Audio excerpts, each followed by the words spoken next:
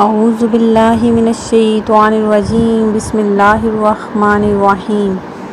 اللہ کے نام سے شروع جو بڑا مہربان نہایت رحم کرنے والا ہے۔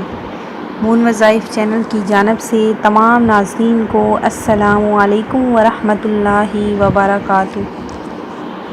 میں اپنا چینل مون وظائف کی جانب سے آپ کی خدمت میں ایک نیا وظیفہ لے کر حاضر ہوئی ہوں۔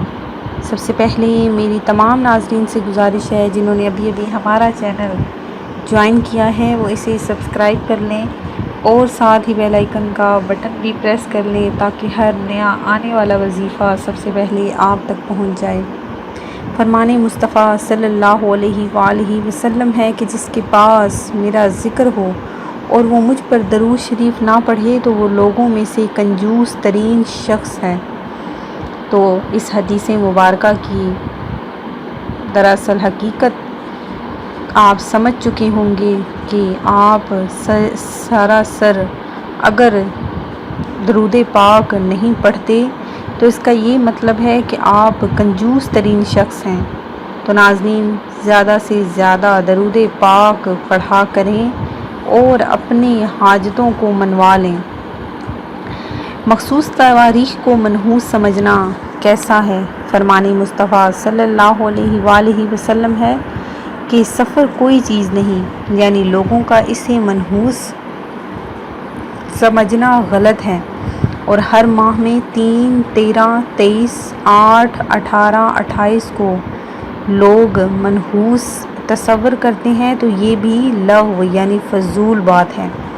تو ناظرین کوئی بھی مہینہ، کوئی بھی تاریخ منحوس نہیں ہوتی بلکہ اللہ تبارک و تعالیٰ کی طرف سے سارے مہینے ہی افضل ترین ہیں۔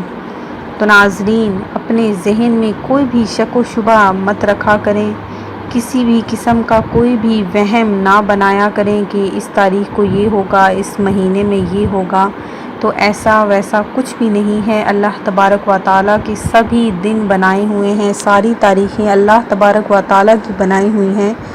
تو یہ ہماری صرف توہمات ہوتی ہیں جو ہم آپس میں اپنے سے من گھڑت باتیں بنا لیتے ہیں۔ ناظرین میں آج آپ لوگوں کے لیے وظیفہ لے کر حاضر ہوئی ہوں، بہت ہی خاص وظیفہ ہے۔ مال و دولت میں برکت کے لیے، مال و دولت کے خزانے انشاءاللہ عز و جل آپ کو ملیں گے، رزق ہی رزق آپ کے پاس آ جائے گا۔ تو ناظرین آپ نے یہ وظیفہ کرنا ہے، بہت ہی آسان سا وظیفہ ہے۔ وظیفہ کس طرح سے کرنا ہے کہ آپ نے نماز عصر کے بعد قبلہ رخ بیٹھ کر بنا کسی سے بات کیے مغرب تک آپ نے یہ تسبیح یا اللہ یا رحمان، یا اللہ یا رحمان یہ بس پڑھتے رہنا ہے، اور اپنے مقصد کے لیے اس کے بعد آپ نے دعا مانگنی ہے، اپنے رزق کی تنگی کے لیے دعا مانگنی ہے۔ انشاءاللہ عز و جل ہر جائز دعا آپ کی قبول ہوگی۔ جس مقصد کے لیے بھی آپ یہ تسبیح پڑھیں گے تو انشاءاللہ عز و جل آپ کا وہ مقصد پورا ہو جائے گا۔ لیکن آپ نے کسی سے بھی بات نہیں کرنی، بالکل تنہا بیٹھ جانا ہے اور یہ تسبیح پڑھتے رہنا ہے۔ میں امید کرتی ہوں کہ ہمارا یہ آج کا وظیفہ آپ کو ضرور پسند آیا ہوگا۔ اسی طرح سے مزید وظائف حاصل کرنے کے لیے ہمارا چینل مون وظائف کو دیکھتے رہیے۔ اپنا خیال رکھیے گا، دعاؤں میں یاد رکھیے گا۔ اللہ حافظ۔